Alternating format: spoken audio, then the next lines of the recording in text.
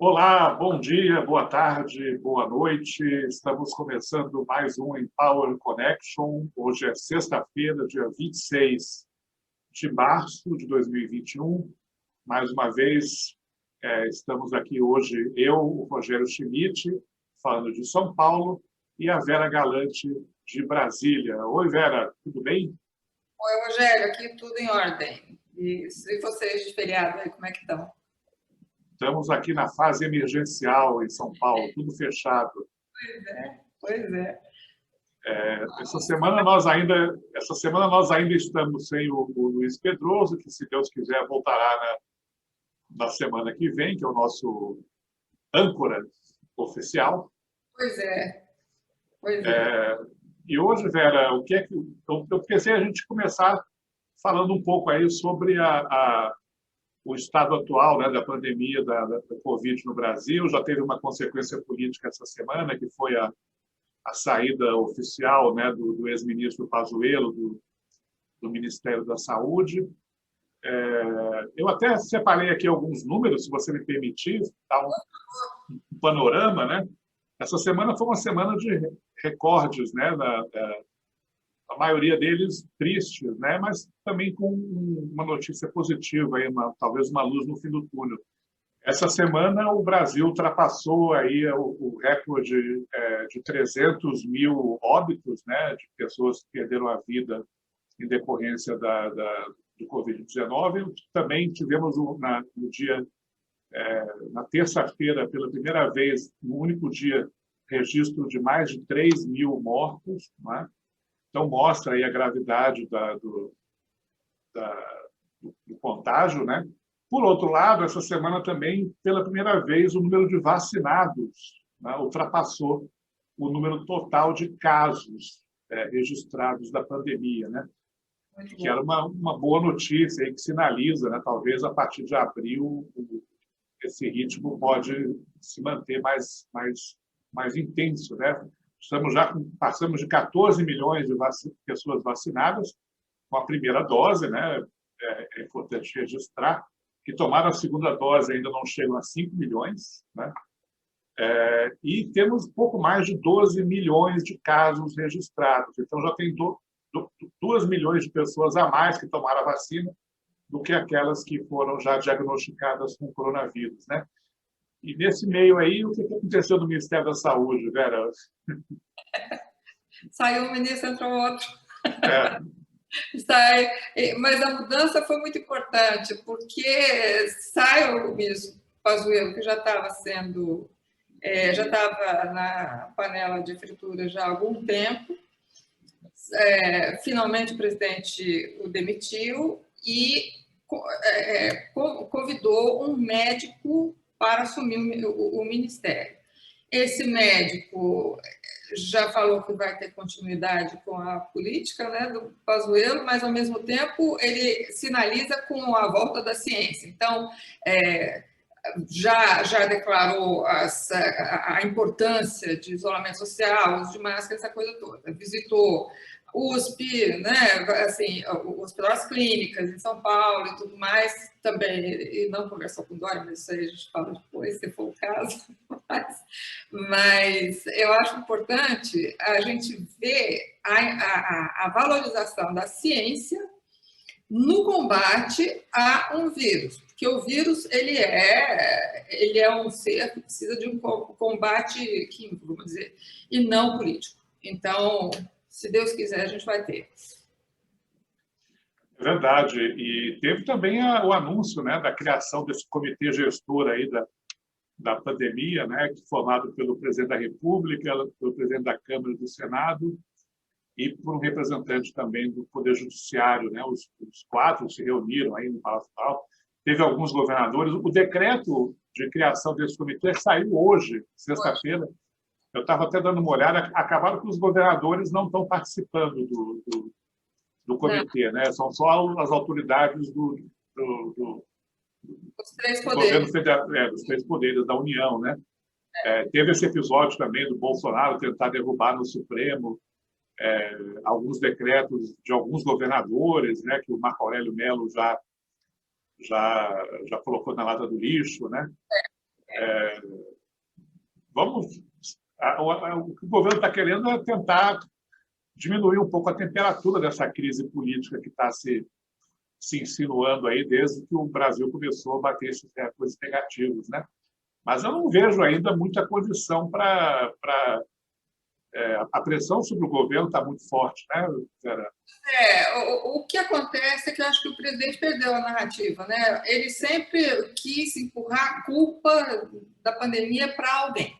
Já foi para o Supremo, já foi para os governadores, para os prefeitos, para todo mundo. Mas acontece que a crise continua batendo na porta dele, como grande responsável. Então, ele cria esse comitê com ele na presidência.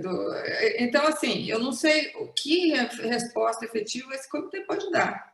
Ele pode convocar especialistas, ele pode fazer uma opção de coisa, não sei se vai fazer, ele pode, inclusive, convocar os governadores para fazer parte eventual de uma reunião ou outra. Mas não sei se vai adiantar. E pegou muito mal, né? Ninguém levou a sério aquele pronunciamento em rede nacional que o Bolsonaro fez, né? Meio que dizendo que não, eu sempre fui um defensor da vacina, sempre fui um defensor da vida, né? Acho que foi até aquilo ali acabou sendo até pior para ele, né? Porque hoje é muito fácil, qualquer pessoa pode fazer aí a linha do tempo e perceber que não foi exatamente essa a atitude do presidente do seu governo, né?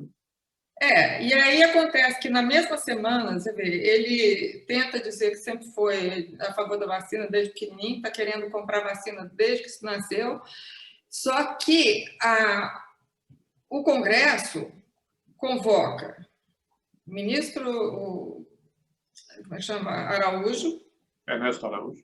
Ernesto Araújo, eu ia falar Eduardo, mas ele é Ernesto Araújo, para explicar por que a diplomacia não se envolveu na compra de vacinas.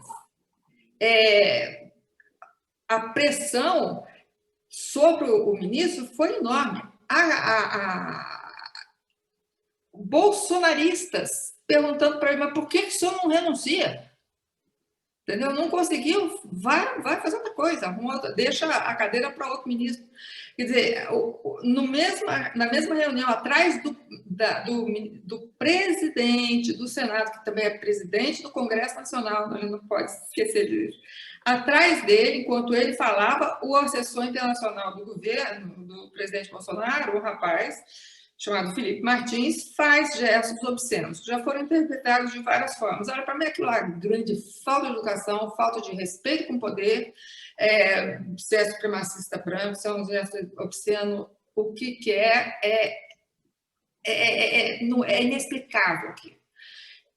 Então, aquilo ali, quer dizer, coloca o presidente na parede, o Congresso Nacional, os dois presidentes já se manifestaram contra a permanência do ministro Araújo à frente do Itamaraty e falam que precisa de um freio de arrumação para poder arrumar a pandemia, quer dizer, as medidas para conter a pandemia.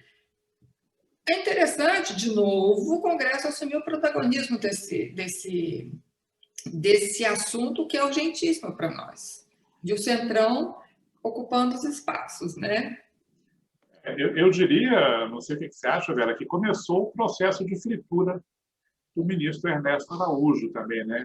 Eu acho que está bem fritinho, está bem fritinho. Então, quer dizer, de uma certa maneira, né, a pressão do Congresso foi decisiva para a saída do ex-ministro Pazuello, né?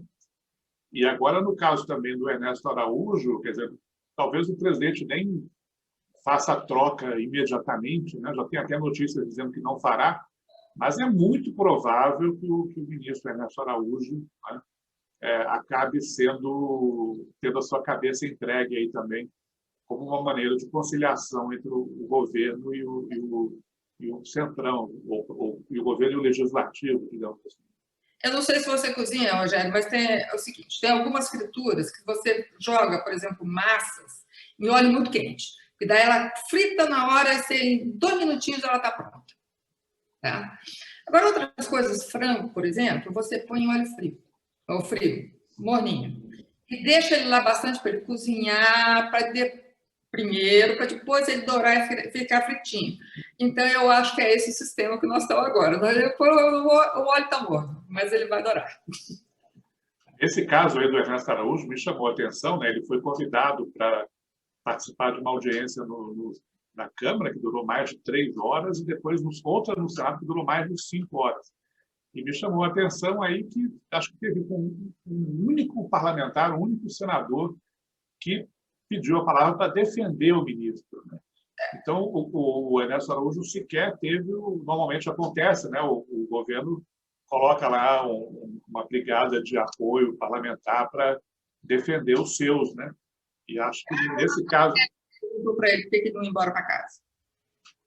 Pois é, algo muito revelador, né? Vamos ver agora quanto tempo vai durar aí no cargo ministro das Relações Exteriores, né? É que eu acho que ainda não tem um substituto, né? Uma bola quicando aí para o lugar dele. Para ele, tem uma lista, já fez. Mas e tem alguns nomes interessantes, assim, só aqueles, quer dizer, nomes interessantes. Tem aquele Farias, né, que eles gostariam de colocar lá, mas acho que ele não emplaca. Tem alguns outros, inclusive o ex-presidente Michel Temer, que vira e mexe, volta à baila. Vamos ver o que acontece. Mas o ex-presidente Collor também, né? Collor.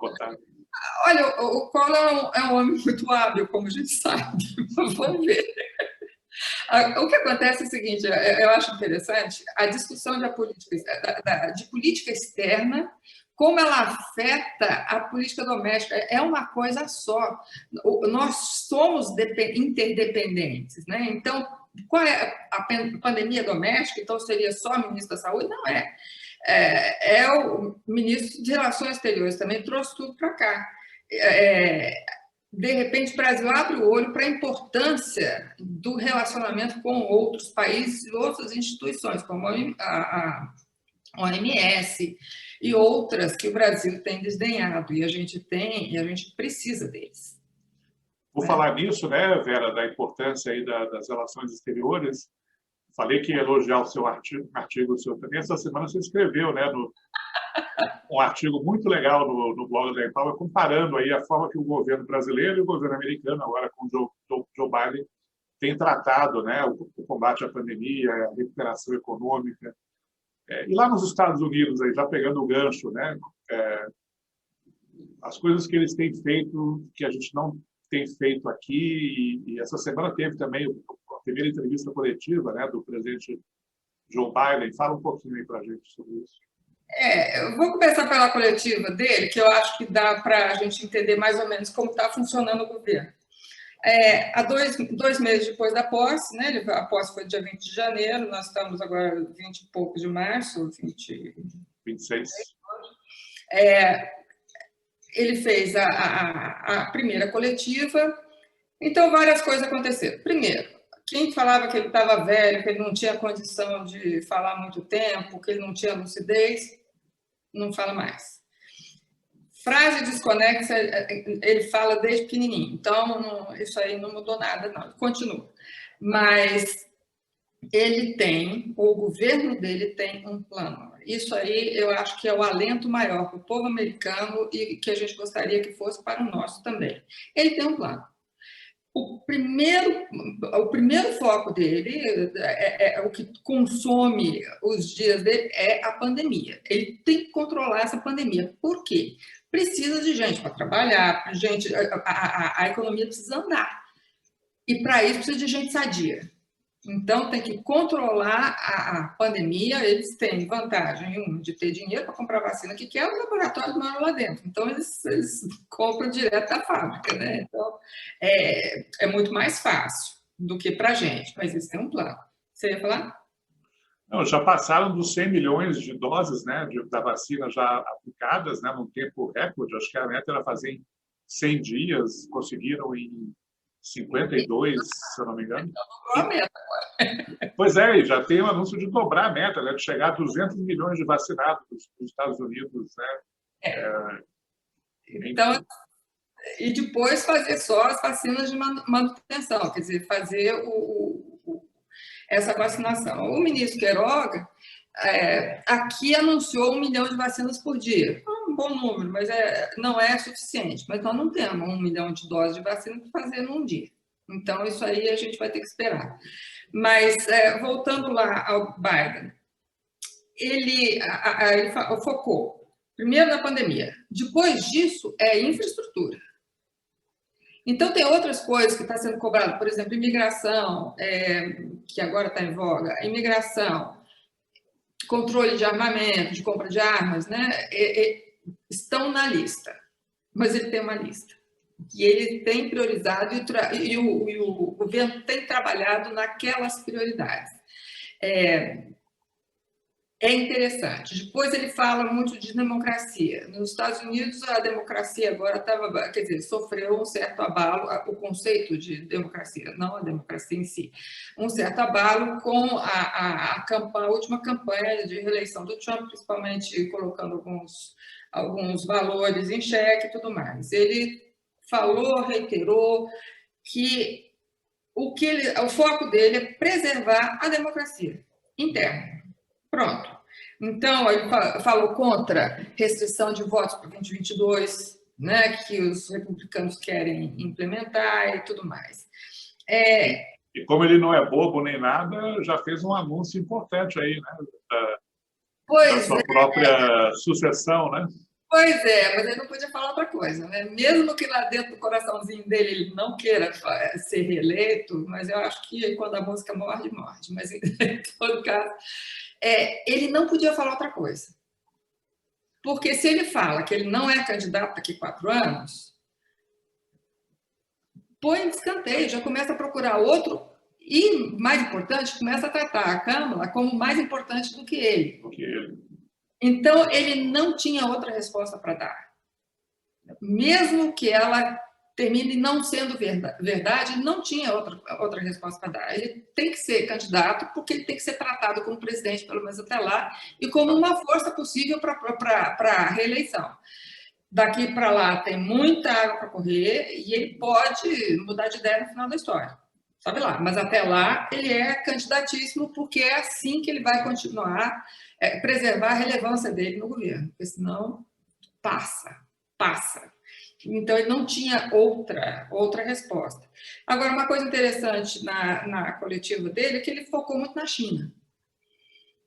Continua falando que do regime autocrata da China, que não serve autocracia. Como é que é? A autocracia não é um regime possível, tem que ser democracia, quer dizer, falou disso, falou de comércio com a China. A China continua sendo foco. A gente previu isso desde sempre, que não ia mudar muito a política com a China, não mudou, não vai mudar, a retórica mudou um pouco, mas não mudou muita coisa, não. A única coisa que mudou agora, Putin realmente é um adversário, ele não é um amigo do presidente, inimigo do país, aquela coisa que ficou meio dúbia, né, durante o governo Trump, agora não é dúbia de jeito nenhum, é adversário. Então, assim, ele colocou bem a política externa dele muito rapidamente, mas ele colocou muito bem colocado. Eu achei muito interessante o foco da entrevista. Sem dúvida. E só para registrar aqui, antes da gente ir aí para o encerramento do programa, voltando para o Brasil, né, essa semana também eu quero deixar registrado, né, primeiro, o julgamento da segunda turma do STF, né, que confirmou aí a suspeição do ex-ministro, ex-juiz Sérgio Moro, né, no julgamento do ex-presidente Lula, que então, portanto, na prática, como desde a decisão aquela anterior do ministro Fachin, e foi agora reforçada, né, por essa votação na segunda turma, o ex-presidente Lula está de volta ao jogo, né, eleitoral, é personagem aí decisivo da sucessão presidencial, né? E eu quero deixar registrado também, tinha sido até o meu destaque da semana que vem, no programa da sexta-feira passada, o Congresso aprovou, né, o orçamento da União para esse ano de 2021. Foi um orçamento feito assim meio nas coxas, né, porque foi tudo feito muito rapidamente, né, primeiro na comissão de orçamento e depois no plenário. Ficaram algumas coisas de fora, por exemplo, o orçamento do IBGE para fazer o censo desse ano, né, que acabou não entrando no orçamento, mas tem uma promessa do governo, aí, dos líderes partidários, de criarem verba extraordinária para que o censo seja feito esse ano, mas na verdade deveria ter sido feito ano passado, né? Ficou para esse ano por causa da pandemia. Né? Então, as coisas não estão paradas aqui no Brasil, não. Agora vamos esperar. Até meu destaque aí para a semana que vem, vamos ver o que, é que pode sair aí no Congresso, né? Ou eventualmente até do governo, no que diz respeito a iniciativas para combater a pandemia, aumentar a velocidade da vacinação, e tem até uma pressão aí para vitaminar de novo o auxílio emergencial, né? De ir mais além do que foi aprovado, né? Que seria R$250, né? O valor médio para cada família, enfim. Acho que esse aí vai ser o destaque aí, não só da próxima semana, como da seguinte também. E eu estou curiosa para ver também, quer dizer, não como é que vai ser a reunião do Mercosul hoje, né? Os desdobramentos para a semana que vem, como é que vai ser, se Bolívia entra, se Bolívia não entra, como é que vai... acho que é importante. E também a dinâmica do Fernandes com o Bolsonaro. Nenhum dos dois vai sorrir muito para o outro, porque internamente não faz muito sentido. Mas as relações vão muito bem, obrigada. Mas, assim, em volta deles, né? Mas eu acho que para a semana que vem também, Rogério, eu vou roubar suas ideias. A gente tem que ver vacinação, vacina, como diria o Mutler, né? Na Colina Banuca, que nós dois sabemos o que é, mas a maior parte do pessoal que nos assiste não sabe. Medalha. Bom, de tédio a gente não vai morrer, né, Vera? Não. Pegou fogo de novo, mas vem a Semana Santa aí, vamos ver. É verdade. Semana que vem talvez seja uma semana mais, acabe sendo uma semana mais, um pouco menos movimentada em função, né, da Semana Santa. Pois é. É isso, então. Acho que passamos em revista aí a agenda política da semana. Alguma coisa a acrescentar, Vera? Não, acho que deu. Perfeito. Então, mais uma vez, eu peço aí que todo mundo que está assistindo esse programa, que se inscreva no nosso canal, que divulgue também para os seus amigos, né? Dê likes, mandem comentários, críticas, são sempre muito bem-vindas e a gente tenta responder na medida do possível. E a gente gostaria que vocês sugerissem assuntos também para a gente. De repente, a gente pode responder algumas perguntas de vocês. Ótima ideia. Né? Ok, então, sextou, por hoje está bom. Por hoje é só. Um grande abraço a todos, até a próxima semana. Tchau, Vera. Tchau, Rogério.